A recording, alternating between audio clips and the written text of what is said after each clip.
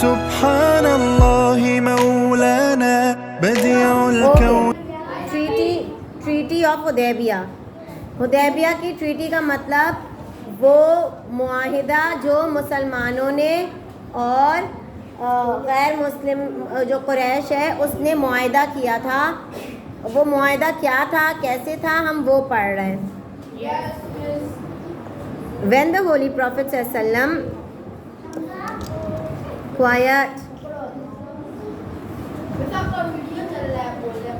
migrated from Makkah to Medina, जब प्यारे नबी मक्का से मदीना माइग्रेट हो गए थे तब he settled there along with his companions and began to perform his duty of preaching Islam there. जब प्यारे नबी मदीना चले गए तो वहाँ पर उन्होंने इस्लाम फैलाना और इस्लाम की बातें शुरू करी. This preaching was being continued and gradually Islam was started to spread over there. इस्लाम आहिस्ता आहिस्ता ना मदीना में भी फैलना शुरू हो गया. In the 6th year of हिजरी, 6 हिजरी को प्यारे नबी सल्लल्लाहु अलैहि वसल्लम के कंपेनियंस को प्यारे नबी ने बोला कि he has seen a dream. प्यारे नबी ने ख्वाब देखा है और उस ख्वाब में प्यारे नबी ने उम्रा किया है मक्का में. तो जब पता चला, जो लोगों ने प्यारे नबी ने बोला कि मैंने ख्वाब देखा है, और मक्का में तो कुरैश बहुत हार्श थे, कुरैश बहुत सख्त थे, ठीक है. तो उन्होंने ये ट्रीटी बनाई. अच्छा, फिर क्या हुआ कि he has seen in a dream that वो मक्का में उम्रा कर रहे हैं. तो फिर कुरान की एक नाजिल हुई सूरा, वो थी Allah has indeed made the truthful dream of his noble messenger come true. Indeed, you will all enter sacred masjid if Allah wills, in safety, with your heads shaven or cut. जब हम उम्रा करते हैं और हज करते हैं, रुमान, जब हम उम्रा और हज करते हैं तो थोड़े से बाल या फिर पूरे गंजी होते हैं बॉयज़, ठीक है. तो अल्लाह ने कुरान में भी यही फरमाया कि सूरह अल-फतह में वर्स नंबर 27 में कि आप लोग ज़रूर मक्का में दाखिल होंगे और उम्रा करेंगे और अपना उम्रा करके आप लोग अपने बाल भी कटवाएंगे.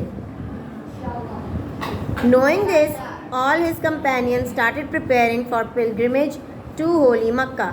जब ये सूरत नाजिल हुई तो सब जो पिलग्रिमेज थे, जो मतलब हज उम्रा करना चाहते थे, प्यारे नबी के वो कंपेनियंस जो थे, वो उन्होंने तैयारी पकड़ी कि बस चलो, हमको तो अब नाजिल हो गई है, ये परमिशन अल्लाह की जैसे मिल गई है. अच्छा जी, फिर क्या हुआ? Knowing this all his companion, सब लोगों ने हज और उम्रे की तैयारी शुरू की. पहली जिलकद को 6 हिजरी, क्या डेट है?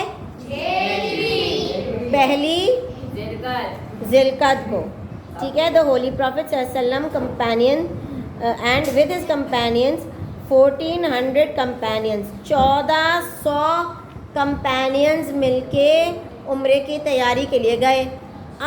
अब आप मुझे बताएं कि वो मक्का से मदीना क्यों आए थे? उम्रा तो मक्का में हो रहा है, सब लोग मक्का छोड़ के मदीना क्यों चले गए थे?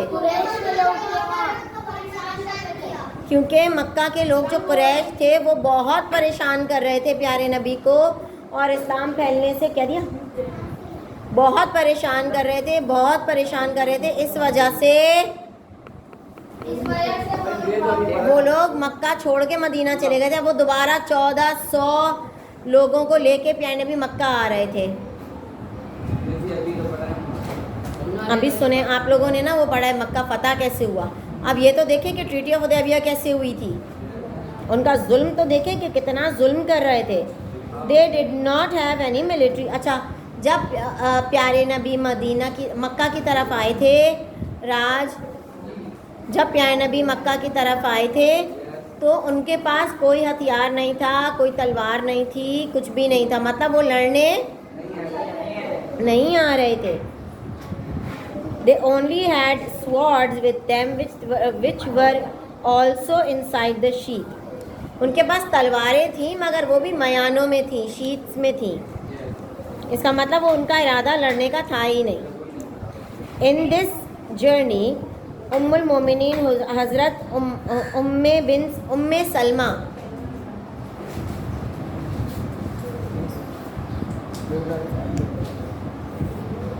बस इसको ऐसे लगे। उम्मे सलमा जो थी ना प्यारे नबी की वाइफ, क्या ख़त्म हो गया आपका? अब बैठो और सुनो ये, या फिर कोई और काम है तो होगा। वाई यस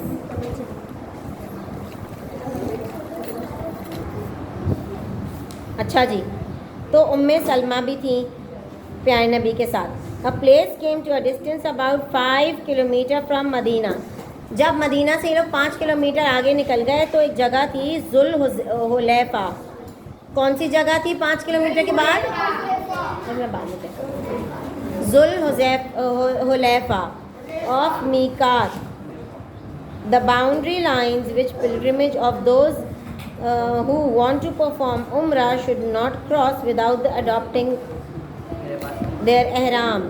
ये एक आखिरी हद की जगह थी जहाँ पे उम्रा या हज करने वाले एहराम के बग़ैर नहीं आ सकते। At this place Holy Prophet ﷺ and his companion intended for umrah and had ihram। इन लोगों ने ना उम्रा की उम्रा की नियत की और उन्होंने एहराम पहन लिया। बिफोर लीविंग टू मक्का अब आगे बढ़ने के लिए उससे पहले प्यारे नबी सल्लल्लाहु अलैहि वसल्लम ने बुस्र बिन सुफियान को भेजा कि मक्का के लोगों के बारे में चेक करके आओ कि उनकी क्या हालात हैं और वो सही से हम उम्रा कर लेंगे या नहीं। When the Holy Prophet ﷺ reached the place of उस्फान, जब प्यारे नबी उस्फान एक जगह है वहाँ तक पहुँचे जो मक्का और मदीना के बीच में है। हज़रत बुस्र बिन Sufiyan reported him that Quraysh of Makkah were gathering outside Makkah with their chiefs and they will never allow the Holy Prophet ﷺ and his companions to perform Umrah, and if they have to fight for it they are ready for it। अब उन्होंने बताया बुस्र बिन सुफियान ने कि मक्का के जो लोग हैं वो जमा हो रहे हैं मक्का के बाहर और इस इरादे से जमा हो रहे हैं कि वो मक्का में प्यारे नबी सल्लल्लाहु अलैहि वसल्लम को अंदर आने नहीं देंगे। Thank you. अंदर आने वो नहीं देंगे, उम्रा करने नहीं देंगे, और अगर लड़ना पड़े तो वो जंग और लड़ाई के लिए भी तैयार है, मगर वो अंदर प्यारे नबी के और उनके साथियों को आने नहीं देंगे। After raising this new situation, the Holy Prophet ﷺ consulted his companions। अब प्यारे नबी ने अपने सहाबाओं को बुलाया और उनसे बात की कि भाई अब क्या करना चाहिए। They suggested that the journey should be continued। उन्होंने ये कहा, उनके जो दोस्त थे सहाबा थे उन्होंने कहा कि हम उम्रे के लिए आगे बढ़ते ही चले जाएंगे। Therefore जी देखो क्या करते हैं, मैं आप पढ़ा रही हूँ ना। Therefore the Holy Prophet ﷺ and his companions continued the journey to Makkah। अब वो आगे बढ़ते रहे और मक्के की तरफ आते रहे, मक्के की तरफ आते रहे। The Quraysh of Makkah tried to block the way of Huzur Akram sallam, but he left the well-known road and passed through the mountains and ravines and consequently reached the place of Hudaybiyah। अब क्या हुआ, जब प्यारे नबी और उनके साथी जो थे वो मक्का की तरफ आते रहे और बड़े रास्तों से नहीं, छोटी छोटी टीलों से पहाड़ियों से होते हुए हुदैबिया तक पहुंच गए। ठीक है, it is situated between 3 miles from Mecca. अब हुदैबिया कहाँ है? मक्के से 3 मील दूर है सिर्फ। ये हुदैबिया तक पहुँच गए थे। Negotiation and dialogue for understanding. When the holy prophet सल्लल्लाहु अलैहि वसल्लम saw the bad intentions of Quraysh, he sent a message to the Quraysh through Hazrat Budail बिन वर्का। जब प्यारे नबी ने देखा कि मक्का के जो कुरैश है, मक्का के लोग हैं, वो बहुत गुस्से में हैं और हमको मार देना चाहते हैं, तो उन्होंने प्यारे नबी ने हज़रत बुदैल बिन वर्का को भेजा ये मैसेज के साथ कि भाई हम सिर्फ उम्रा करके चले जाएंगे, हम आपको कुछ नहीं कहेंगे और हम लड़ाई करने, जंग करने, फसाद करने नहीं आ रहे। ठीक है ना? तो आप परेशान मत हो और हमें हमारा काम करने दें।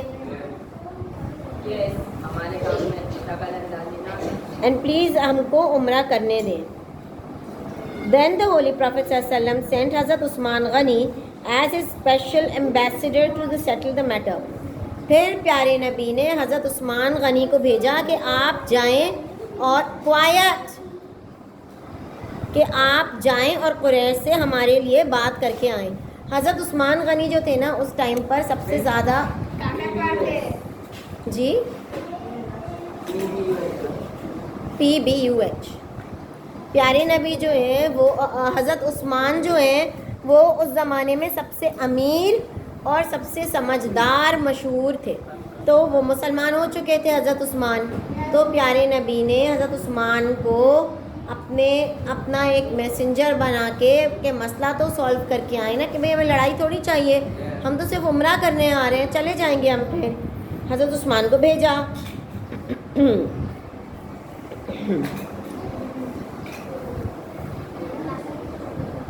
After performing it, we will go back to Medina.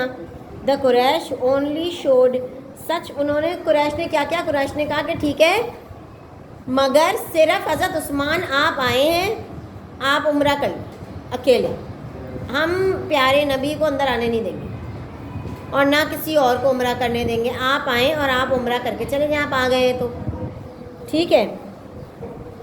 मगर हज़रत उस्मान ने ये ऑप्शन एक्सेप्ट नहीं किया। उन्होंने खुद बताओ ना कि वो प्यारे नबी के साथ उम्रा करने आए हैं और ख़ुद अकेले उम्रा कर लें, ये तो गैर मुनासिब होगी ना बात। तो उन्होंने एक्सेप्ट नहीं किया। हज़रत Usman did not come for a time. अच्छा, बहुत देर हो गई ना जब हज़रत उस्मान वापस नहीं आए, तो या मुसलमानों में ये बात फैल गई कि हज़रत उस्मान को शायद नाउज़ुबिल्लाह मार दिया गया है, मतलब उनका जैसे इंतकाल हो गया है।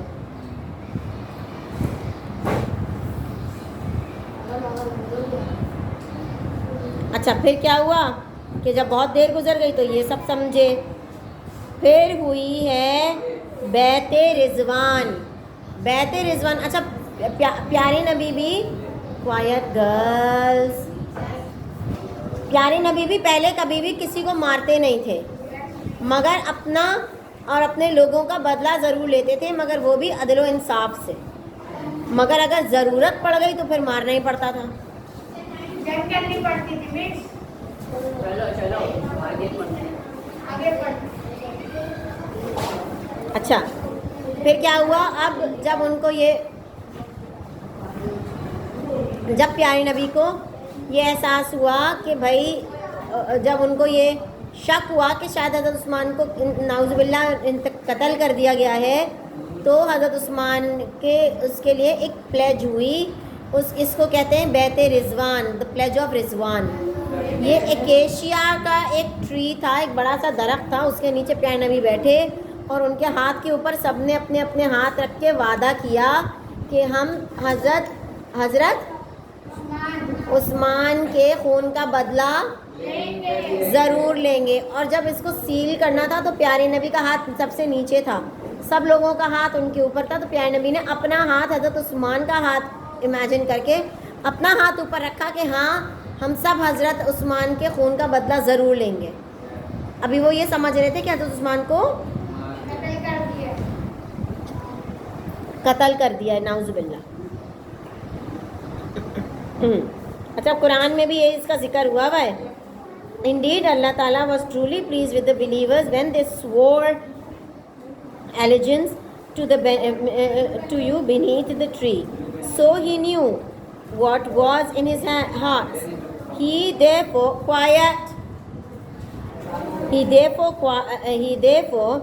sent down peace upon them and rewarded them with imminent victory. सूरह अल-फतह की 18 वर्स है ये.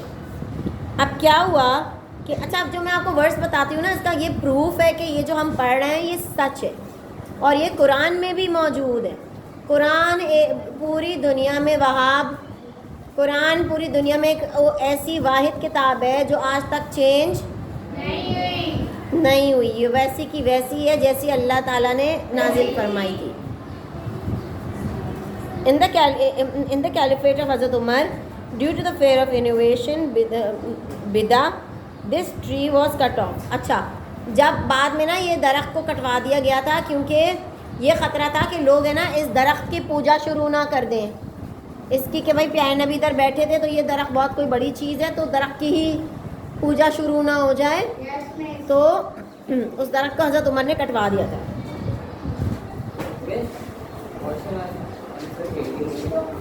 बस क्वेश्चन आंसर्स.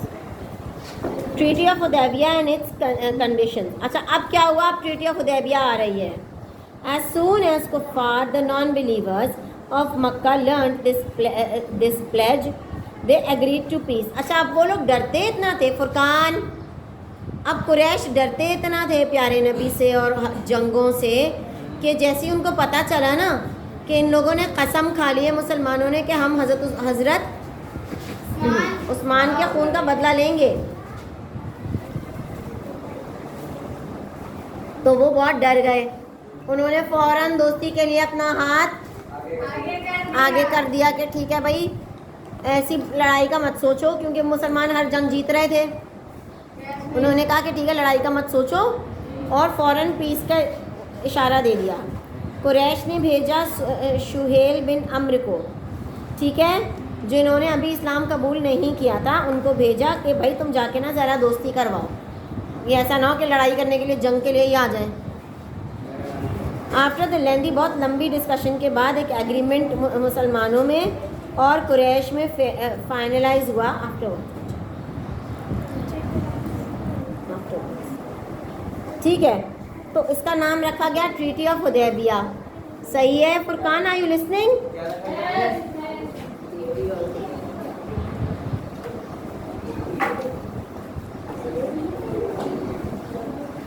अच्छा जी.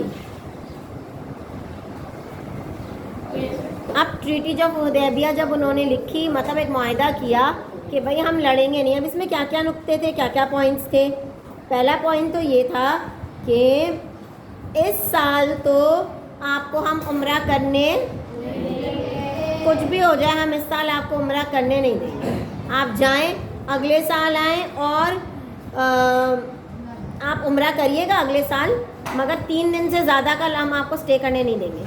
3 दिन के अंदर आप वापस मदीना जाएं. 3 दिन से ज़्यादा नहीं, मगर इस साल तो बिल्कुल भी नहीं.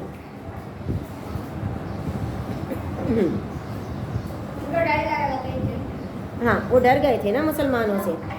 अगर फिर दूसरा नुक्ता ये था कि अगर कोई कुरैश का आदमी मदीना आ जाए तो आप मदीना से वापस उसको हमारे पास भेजेंगे, मगर अगर कोई मदीना से हमारे पास आया तो हम उसे वापस नहीं करेंगे, वो हमारा आदमी हो जाएगा. और उन्होंने कहा कि अगले 10 साल तक लड़ाई नहीं होगी. ना आप लड़ाई का सोचें ना हम सोचेंगे. Besides Muslims and Quraish, other tribe of Arabia had only ally themselves whoever they want to be the party of. जिसकी जो बाकी जो कबीले हैं उनकी जिसकी मर्ज़ी के साथ अपनी दोस्ती करें, मुसलमानों से करें या फिर नहीं, या फिर कुरैश से करें, ये उनकी अपनी मर्ज़ी होगी.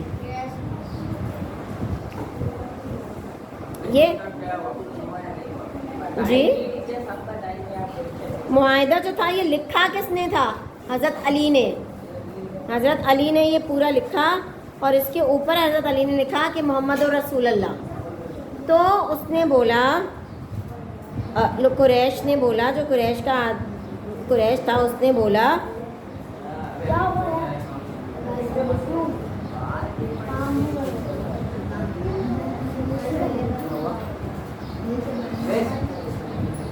हुआ है? ये क्या हुआ? ईयर। तो उन्होंने बोला कि नहीं, ये ना मोहम्मद और रसूल अल्लाह का नाम हटाएं, अगर हम मान जाएंगे इस पर तो लड़ाई रह गई। क्या है हमारी मुसलमानों से लड़ाई यही है कि प्यारे नबी जो हैं वो रसूल नहीं है, आप इस पेपर पे से इसको काटें। तो हज़रत अली ने कहा मैं तो नहीं काट सकता। हज़रत अली कैसे काट देंगे कि वो नहीं है? तो फिर प्यारे नबी ने खुद ही काट दिया था कि ला यार मैं काट देता हूँ, मुआहदा तो हो रहा है ना, 10 साल तक लड़ाई तो नहीं होगी ना। तो प्यारे नबी ने उसको हटा दिया। अच्छा फिर क्या हुआ? अब ये जो थी ना, ये साफ कुरान में लिखा हुआ है, Wahab, can you please get up, get up. No is you are not going to sit now, okay. अच्छा जी, अब ये कुरान में मौजूद है कि we have indeed bestowed you on the clear victory, verse number अल-फतह, सूरह अल-फतह वर्स नंबर 1। अच्छा अब इसका ये अल्लाह ताला ने क्लियर विक्ट्री या जीत क्यों कही सूरह हुदैबिया को मुसलमानों के लिए, क्यों कहा बताएं?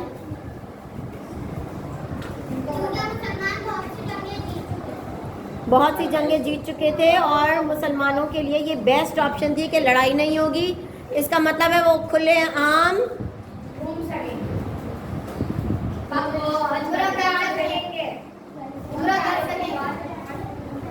वो खुलेआम इस्लाम फैला सकते हैं, कोई लड़ाई नहीं होगी, इस्लाम की बात, प्यारे नबी अल्लाह की बात आराम से कर सकेंगे।